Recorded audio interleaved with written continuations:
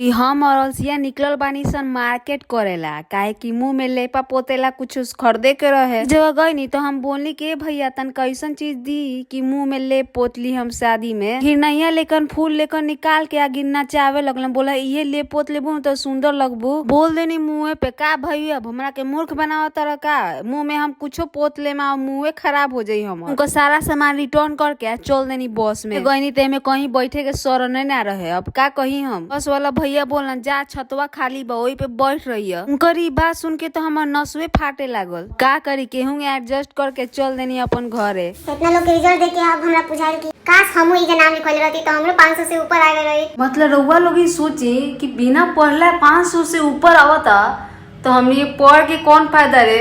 उन्हें पढ़ के भी लोग के मतलब 500 से ऊपर ना आवेला। खैर हमरा काथी बा, पैसा मिल गई बस भगवान से दोहरावत नहीं कि बस पीजी में भी हमरा 50,000 कम से कम मिल जाओ।